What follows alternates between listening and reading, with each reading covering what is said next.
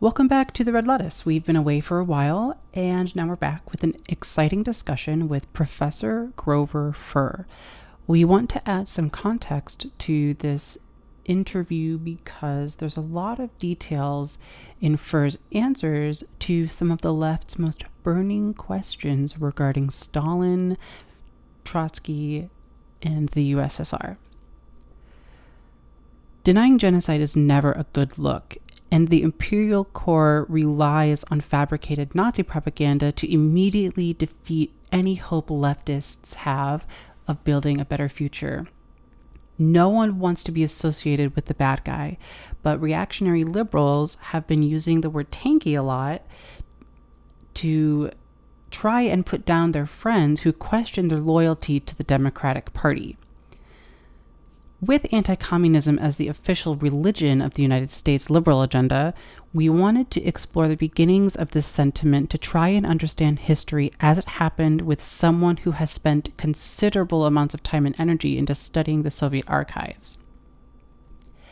In this first segment of 3 parts, we go into details about key figures in the USSR, including Leon Trotsky and Nikilolai Yezhov, and their relationships to the crimes accused of Stalin.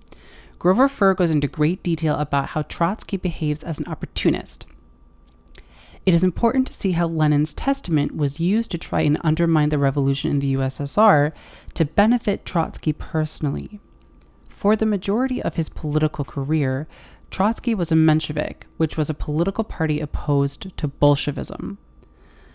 One of the biggest differences between the two groups where the Bolsheviks wanted to have a strong centralized power to lead the masses, and the Mensheviks were opposed to armed struggle and asserted that general strikes were going to liberate the working class. Here we have the start of a never-ending debate on the left: centralized power versus decentralized power. What we can see quite plainly from socialist countries that hold on to the science of Marxist-Leninism is that the authoritarian states survive and the decentralized states fall because they are susceptible to outside influence. The USSR didn't just suddenly one day collapse. It slowly abandoned its Marxist-Leninist praxis to capitulate to the imperialists. Many on the left still cling to Lenin's testament about Stalin, but Grover Furr argues in his works that these testaments are forgeries. It's important to recognize lies when we see them.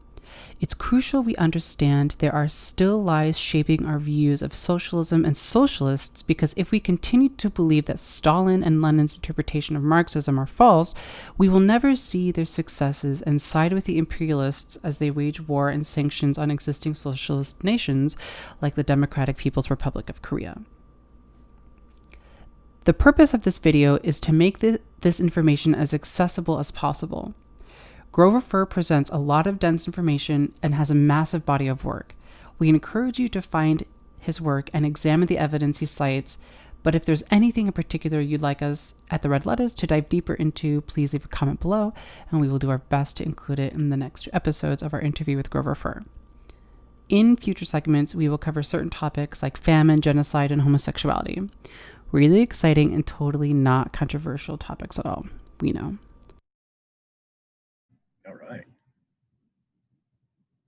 All right, hello. Welcome to the Red Lettuce again. We've been gone for a while, but today we have Grover Furr. He's a professor who teaches medieval literature at Montclair State University and has written numerous books on the USSR that focus on the Stalin period. We will be discussing the crimes that have been falsely associated with Stalin in order to dispel some anti-communist myths and the anti-Stalin paradigm. So to jump right into it, there's a lot of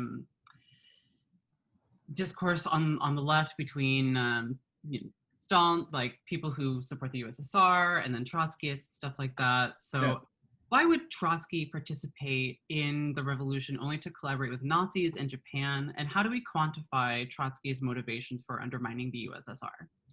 Well, let me just start by saying I've now published, I think it's 4 books on Trotsky, and some on his collaboration with the Germans and Japanese, and some of them simply, the very first one, simply on the fact that he just lied an awful lot. And in that first book, Trotsky's Amalgams, and then updated and reprinted in a shorter version in a book called Trotsky's Lies, I checked some of the statements that Trotsky made in the 1930s and in his essays and so forth, and found that those that you could check up on, those where you could check his sources, he was lying. So Trotsky is a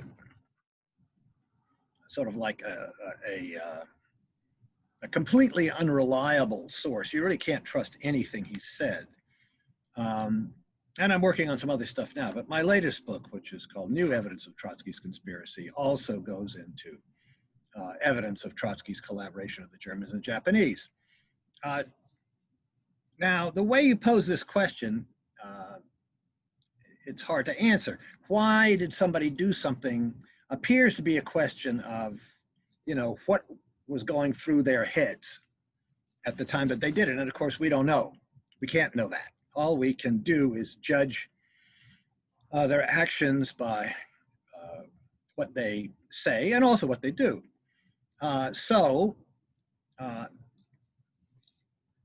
With that proviso, I would say that Trotsky was a Menshevik for most of his political life before the Bolshevik Revolution. What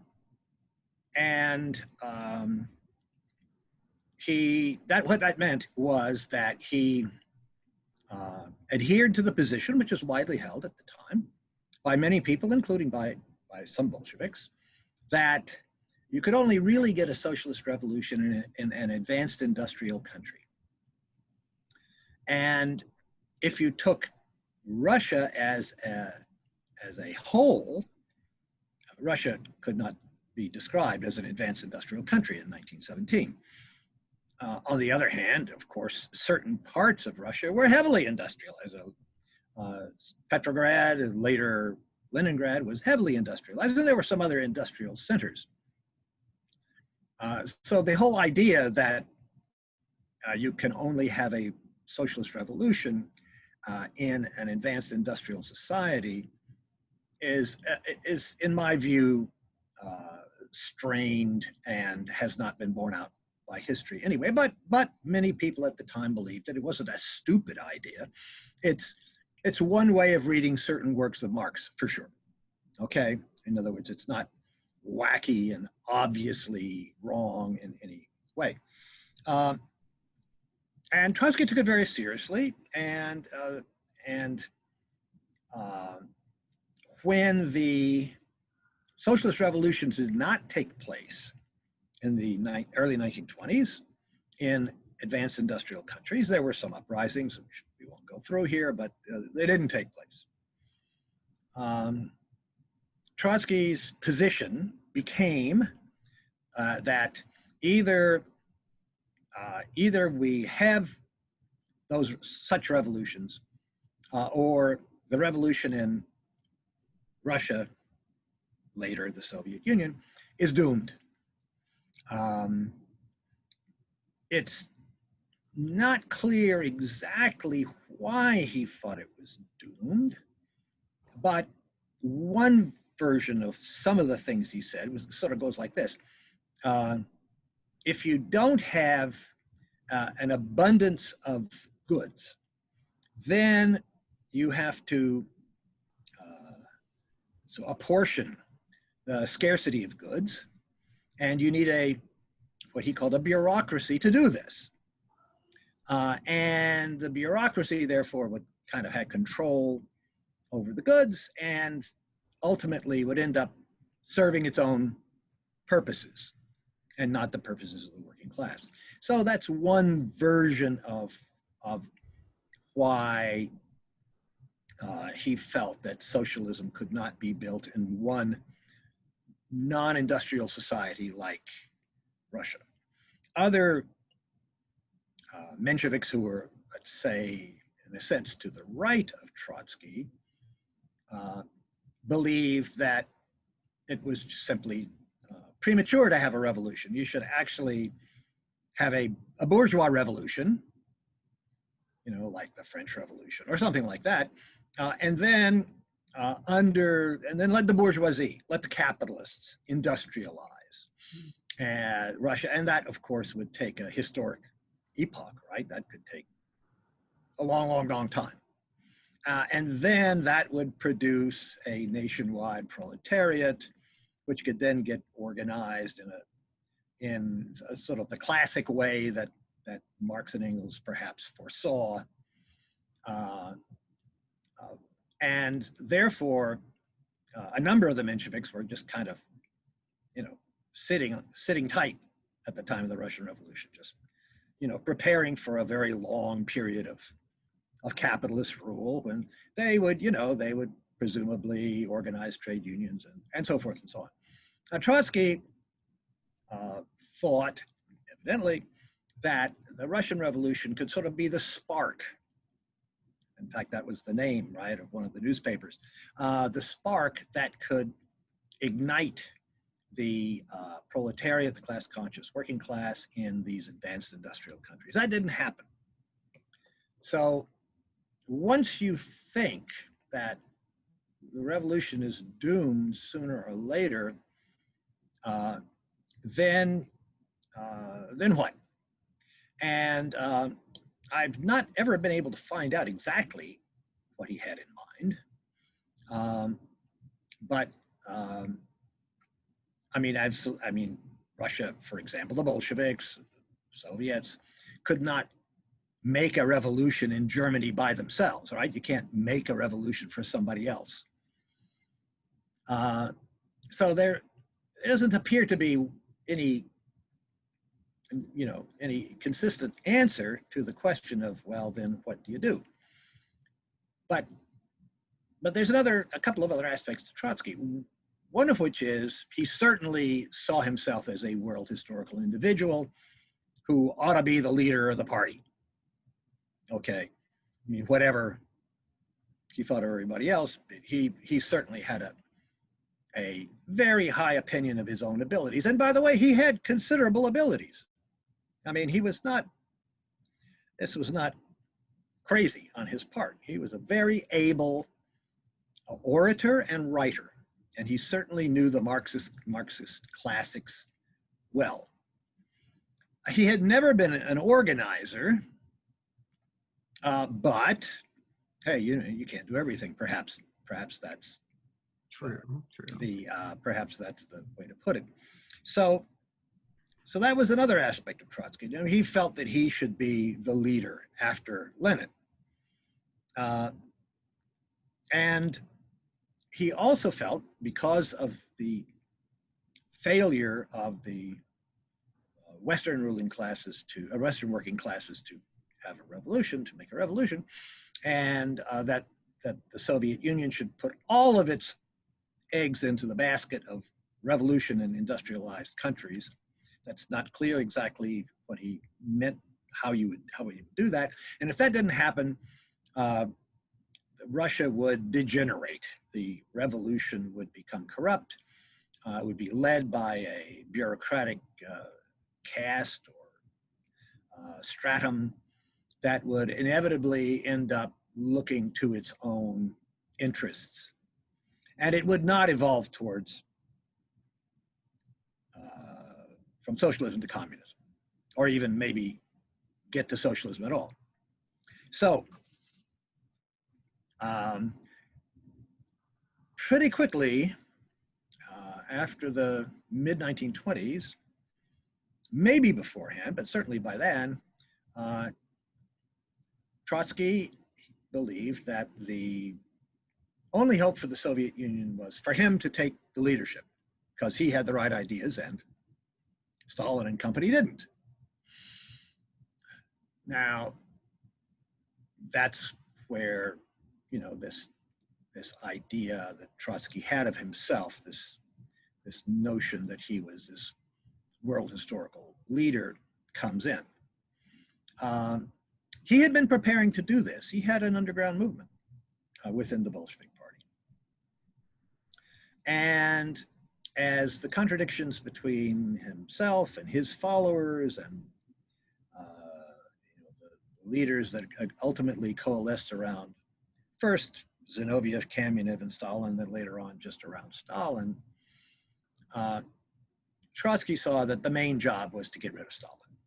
Okay, the only hope was to get rid of Stalin. So in a nutshell, after 31 or 32, Trotsky starts to say that any means is good to get rid of Stalin, anything. And that means collaborating with the Nazis, collaborating with the Japanese, collaborating with homegrown Nazis and fascists, other kinds of oppositionists within the Soviet Union. It means that anything goes. Okay, we get rid of Stalin, certainly with the military, collaborating with them, dissidents within the military. We got to get rid of Stalin. If getting rid of Stalin means we have to give Germany, the Ukraine, we have to give the Far Eastern provinces that had a lot of oil to the Japanese, then we should do it. Okay, because the goal is to get rid of Stalin. Because with Stalin in there, who believes in socialism in one country, the revolution is doomed. It's doomed. And most people won't realize that it's doomed. They'll think that this is socialism, and that kind of state, which he called a degenerated state, could last a very long time, and that'll hold the world movement for socialism back for a very long time. So the best I can glean about his motives from his writings and from the documents that are now coming out of the Soviet archives, which I've written about, a number of which I've published, that's the background for Trotsky's collaboration with the Germans and Japanese. However, you have to realize that Trotsky always denied collaborating with the Germans and Japanese and said he would never do it. And his followers, at least the public followers, and certainly after his death, all of his followers, believed Trotsky. Trotsky lied tremendously in his writings. They believed him, and they still believe him. So it's not a question of evidence for today's Trotskyists and many or most of today's pro-capitalist anti-communists either. It's they just accept Trotsky's narrative and Trotsky's fact claims as true. There was never any reason to do that, but they did it, and they continue to do it. That's about all I can say. Some people would stress some people would say, you know, he was a megalomaniac. He thought that he was the only person who could save Russia. I don't want to get into psychological or psychiatric language here. But I believe his reasons for this collaboration were something along the lines that I've just stated. Yeah, absolutely. It's just kind of wild to think that someone who claims to be some kind of socialist would you know, want to collaborate with fascists. It's just kind of yeah. I mean, that's up until the documents began to come out from the Soviet archives. The way in which Trotsky's claims were dealt with, the Trotskyists dealt with this situation, was that, you know, couldn't possibly be true. Khrushchev did not rehabilitate Trotsky, but by implication, the kind of attacks that Khrushchev made on Stalin appeared to exculpate, appeared to clear Trotsky, appeared to support what Trotsky said. So part of the strength, if you want to call it, or longevity of the Trotskyist narrative and Trotsky's writings, the Trotskyist movement, is that the Trotskyist movement is kind of parasitic on Khrushchev's and then later on Gorbachev's falsehoods about the history of the Stalin period. So therefore, Trotskyists, writers, up to today, tend to cite as credible authorities, the ferociously anti-communist, overtly anti-communist, pro-capitalist scholars in the field, and work closely with them. So they make common cause, and they are also accepted as sort of legitimated members of the Soviet studies or Russian studies field by the overt anti-communists, whereas somebody who said things like I do never would be. So the few scholars that I'm aware of who quietly let me know that they think that I'm on the right track and so forth, would never admit that publicly. I just wouldn't do it. You just can't be part of the field and not be overtly anti-Stalin. So anyway, that's the situation. That's really hostile. Yeah. That's yeah. Wow. We live in a free society, I thought. Yeah. Well, stuff keeps coming out. So yeah. Anyway, why don't we move on with your questions? I think more of this kind of thing will become clear as we. Absolutely. So let's touch on the Lenin's testament about Stalin. So is Lenin's testament about Stalin authentic? And why would it be fabricated? Right. Back in the late 90s, a Russian professor at Moscow University, published some short articles claiming that, he had proven that the anti-Stalin essays of Lenin's last writings were not by Lenin, the anti-Stalin writings of what's called the Testament of Lenin. In 2003, this same professor, whose name was Valentin Sakharov, no relation to Andrei Sakharov, the dissident of the 60s and 70s, Valentin Sakharov published his, a revised version of his PhD dissertation. It's about 700 pages long, and in it he expounds his evidence. I bought the book and read it years ago when it first came out, and I said, oh, gee, that's interesting, but, I sort of set it aside, I've got other things to do. And 2017, Stephen Kotkin of Princeton came out with volume 2 of his projected 3-volume massive biography of Stalin. And no, let me backtrack. It's in volume 1, which came out in 2014. And in that book, which goes up to 1929, Kotkin makes it clear that he has studied Sakharov's books, because Sakharov wrote another book that touches on this issue too. He studied Sakharov's books, and he studied them very, very carefully. Much more carefully than I had done at that point. I just sort of read it. He really went into it. And he said he's convinced. And he outlines at some length in various parts of that volume 1, why he's convinced. Now that's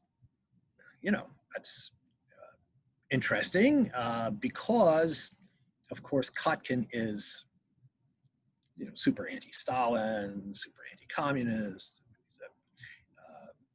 Fellow at the Hoover Institution, which is the leading anti-communist research organization in the world, the best funded and so forth. It would be fair to say that Kotkin is one of the 2 or maybe 3 top experts in the entire world on Stalin, recognized experts. So, and the anti-Stalin essays in the so-called Lenin's Testament, the last writings of Lenin, have conventionally been used both by Trotskyists and especially by anti-communist scholars, as they've been treated as genuine, So that was a break. That was a break from what, conventionally anti-communist writers on Stalin have done. So that got me thinking, and I decided to do some research of my own. And for the last couple of years, I've been doing that. And next year, let's say a year from now, something like that, I'll publish a book on this question. And I think it's clear that that Sakharov was right, and that Kotkin also was, in accepting Sakharov's evidence, was also right in doing so.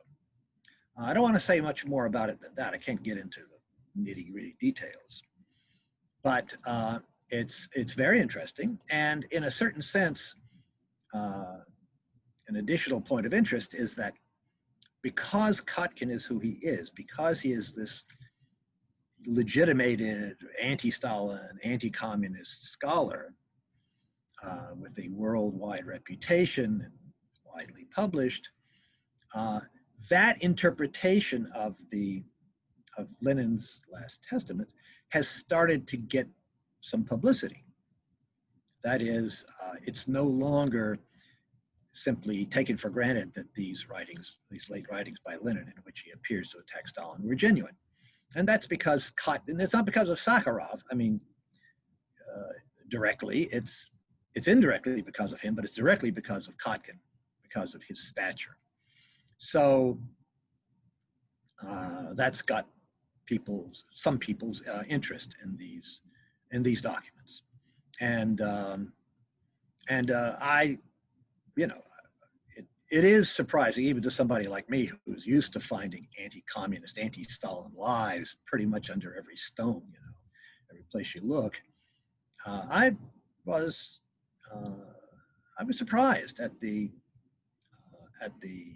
amount of evidence that there is that these anti-Stalin writings of Lenin are forgeries. It's remarkable, and it's certainly worth a book, and my intention is to publish that book in roughly a year. I look forward to checking that out. I just find this so fascinating that so much of our history that we're taught is just exactly the opposite. Yes. And it just really seems like the Imperial Corps is projecting all of its insecurities onto things it know can defeat it. Yeah. It's quite terrifying, actually. Yeah. The first, I remember like 10 years ago, I bought a copy of Lies my teacher told me, and I need like a lies about communism that my teacher told me. I need a version of that. Mm-hmm. Yeah. Right. Yeah. No, that's right. That's basically what I've been doing, Yeah. Ever since Khrushchev lied, ever since I started to write that book and realize that if Khrushchev lied in his secret speech, that implies that he must have lied elsewhere, and that other people who picked up from his stuff must have been lying too. So it's really sort of a big issue. And I mean, I think it's one of the major issues of 20th century history is that the history of the Soviet Union has been so falsified. Mm-hmm. Anyway, why don't we proceed? Yes. So in moving on to more potential Nazi collaborators, who was Nikilolai Yezhov, and how do we know that he worked with the Polish and German intelligence? Well, Yezhov was a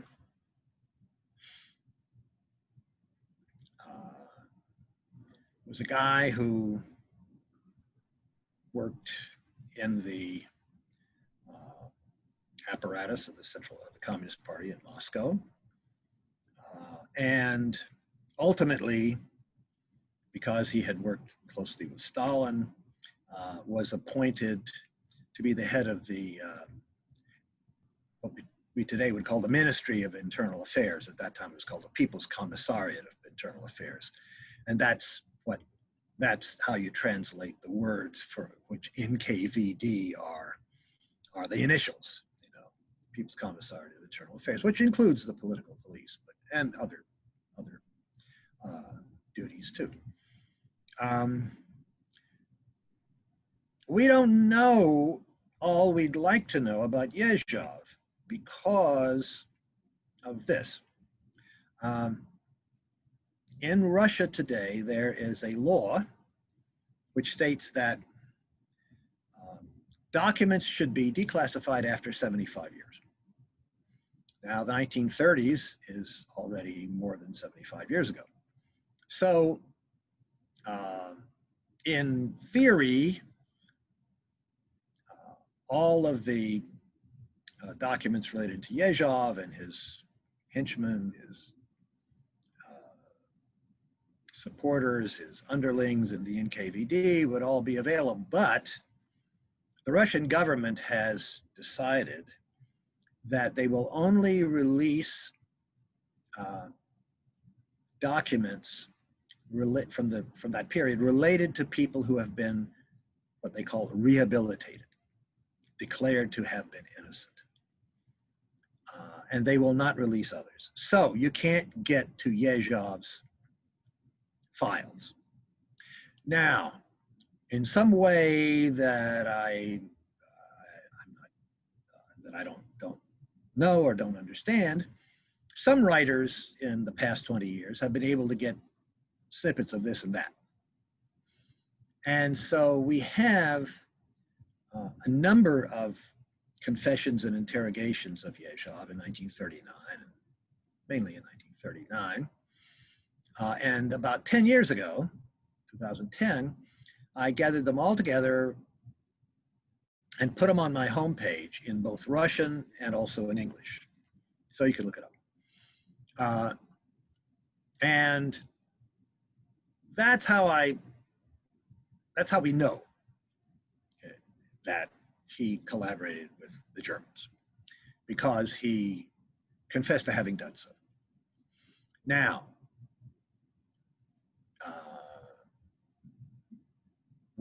is this information confirmed? Well, as I said, we can't get to all of this information. We can't get to all of his documents, either all of his documents or the documents of others in the NKVD at the time who collaborated with him, who have not been rehabilitated. So all we have is his own statements. I wrote a book on Yezhov versus Stalin, and in that book and a couple of others, I checked out one or two of the things that he says in those confessions. They check out, but we would really like to know a lot more. It's not that it's implausible. He claims he was blackmailed on one hand, and the other hand, there might be more to it than that as well. His confessions are pretty detailed. You can read them on my webpage. Anyway, that's what we know about Yezhov. He is a kind of very important figure who's not, who hasn't attracted enough attention. And in general, in Russia today, there's far fewer people doing research on these kinds of topics than there would be, let's say, in the United States. Okay, there's just there, for example, about lots of people who were condemned, who were tried and convicted and executed during the 1930s, and then rehabilitated. Their files are, in theory, open to historians, but almost nobody is bothering to go in there and look. And from a point of view of an American-based scholar like myself, that seems strange. But there we are. Okay. Part of the reason clearly is that if you frontally challenge what I call the anti-Stalin paradigm, you're endangering your job, your career. That's got to be a part of it. And beyond that, I'm just not really sure. My colleague, two colleagues of mine plus myself, Vladimir Bobrov in Moscow, Sven-Erik Holmström in Sweden, and I are about to bring out a book on the military purges, Tukhachevsky affair. And Vladimir and one of his colleagues have been going into the archives for a couple of years and getting documents and so forth and so on, because all these people were rehabilitated, so stuff is available. And nobody else is doing that. And of course, our book is going to show that that Tukhachevsky and company were guilty, and they were collaborating with the Germans too, and the Japanese. But of course, if you're in the field of Soviet studies, you just can't say that. You can't say it. So for those reasons, or perhaps there are others as well, there's just a real lack of investigation of these questions. And Yezhov there's certainly got to be an awful lot of stuff buried in the investigative files on Yezhov and in his own files, but we don't have access to them. Right, and then, it's the evidence that we do have that's out there clearly points out that he was behind the Great Terror. Yes. Not Stalin. And yes, I mean, as I said, I wrote a book called Yezhov versus Stalin, which is short. I think it's relatively readable, and it goes into that. And one of the things that many people find difficult to believe, and sometimes when I'm having trouble falling asleep, I also have trouble believing it, is that there's really nothing out there except my little book published by my little publisher that is anything close to the truth. All of the best known, well-known, and even the less well-known legitimated scholars on the Soviet Union in the 1930s blame Stalin for all of this stuff. They ignore all this evidence that it was Yezhov. That's just ignored. One of the aspects of the anti-Stalin paradigm that you've alluded to and that I write about a lot is it's considered illegitimate. It's considered taboo to conclude that Stalin did not commit some crime of which he has been accused. Okay, so once he's accused of a crime, then it's not considered good taste. It's not considered publishable. It's not considered appropriate to argue that he really didn't. So that forecloses really discovering the truth about pretty much anything. Right. Yeah. It's sacrilegious because it's the unofficial religion here in the U.S. is anti-communism. Yeah. But it's not just in the U.S. It's even in Russia. Right.